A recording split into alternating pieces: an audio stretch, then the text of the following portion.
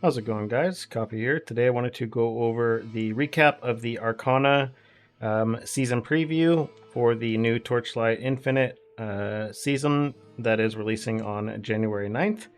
This season comes with a new seasonal mechanic as well as a new hero. The seasonal mechanic Arcana allows you to collect these tarot cards and do these tarot card events inside of your beacons. This allows you to collect these rewards. And when you collect these rewards and you have these cards, once you have collected a certain number of notes, you will use these cards to progress your way through a tarot minigame, which will be to where you are trying to navigate as far as you can on the tarot path while avoiding traps. So basically you want to make sure the numbers that you are using with your dice are allowing you to avoid the traps and gather as many of the rewards as you can on your way out. As soon as you get to the point where you end up basically finishing for the round, you will end up having a gameplay mechanic where you are going into this game mode where you are forced to do these battle challenges in order to actually get the loot that you earned through the tarot path. There's going to be significant rewards in this, and so that's going to be great there. The next thing that is coming out with this new season is a change to the Pact Spirit system. You now will always have access to 3 drop Pact Spirits and 3 battle Pact Spirits at all times. What this means is that you'll be able to, have 6 Pact Spirits on.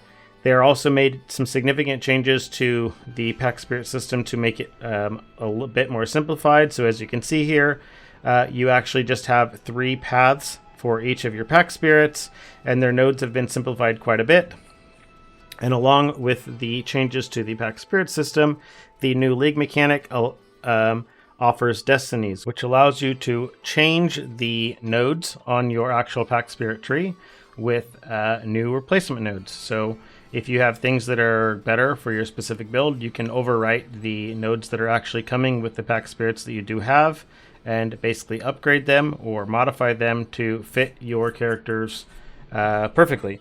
So this allows you to replace the small and medium nodes on them with special things. These special things offer things such as Kismets here, which is the effect from the item Varial Snicker. And this allows you to basically equip this onto any character or any build. As you can see here with this dual Kismet, you do have to equip a few of them in order to actually get that effect. But this is something you can do to specialize and customize your Pact Spirits to your liking and ensure that you are setting them up exactly how you want them. This is going to offer great build flexibility, as well as the system with this 6 Pact Spirits will mean that we'll always have Battle Spirits on at all times, which is a nice little boost to player power. The next thing that is coming with the new Arcana season is a new hero trait. This is Iris Vigilant Breeze. She is a character that specializes in Spirit Magi. The Spirit Magi, her ability allows her to embody one of these Spirit Magi and take over with it and merge herself with them. That allows you to actually use Spirit Magi skills yourself. So each Spirit Magi has 3 different attacks: enhanced skills, empowered skills, and ultimate skills. And while you are in this form, at the cost of some of the life of your Spirit Magi itself, you will be able to basically use attacks in its place. While you're in this form, it is slowly using some of its HP, so you will end up wanting to take things in order to give it higher life recovery, and it does have some abilities that allows it to get some of your life recovery that you have for your player character and share it with your minions to help you sustain, being able to maintain staying in this form longer.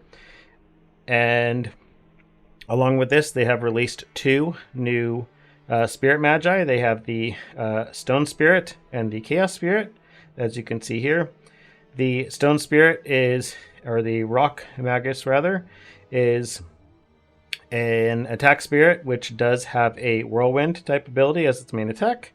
And then the ultimate ability on this allows you to leap around for a large explosive leap that does a large amount of damage when the Stone Magus lands.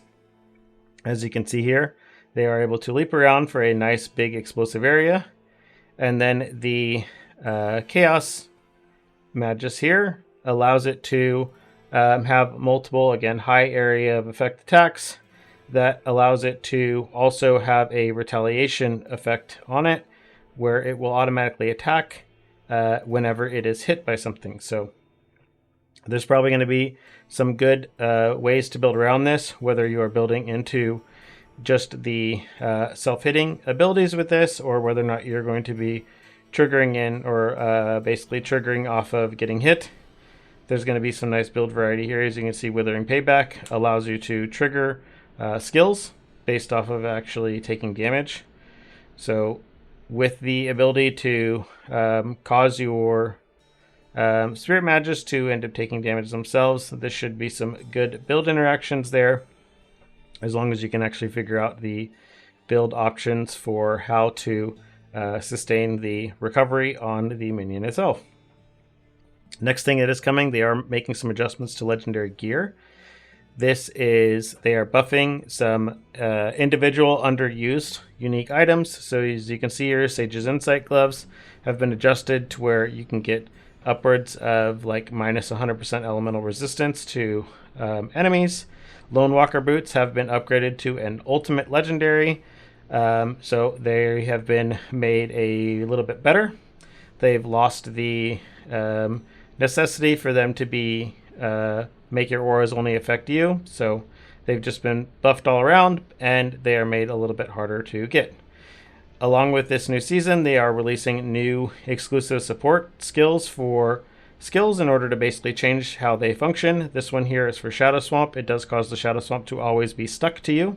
As you can see here, Moonstrike Lunar Ring causes your Moonstrike Steep Strikes to cause a lunar ring around you in a large AoE area.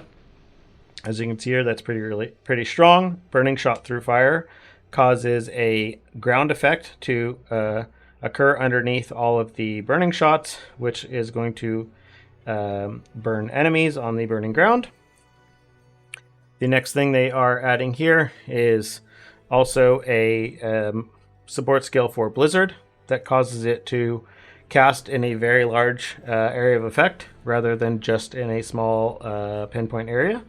And then they have Bombard Cannon here, which is a support skill for the Bombard skill, which causes you to have just one giant explosion instead of the multiples that you have right now with the skill. As you can see here, very, very large explosive area, which is doing a nice large amount of damage. This one looks very exciting. Next, they have Arrow Einherjar, which causes your arrow sentries to follow around and be stuck to your character rather than being stuck onto the ground. This gives them obviously very high uptime and is going to be really, really strong. Next, we have some balancing changes that were made. They did end up significantly reworking both Anger Rayhan and Seething Silhouette Rayhan, and along with the Charge Calling Moto hero trait, because they were underperforming and they wanted to ensure that they are in a better state, more in line with the other classes in the game.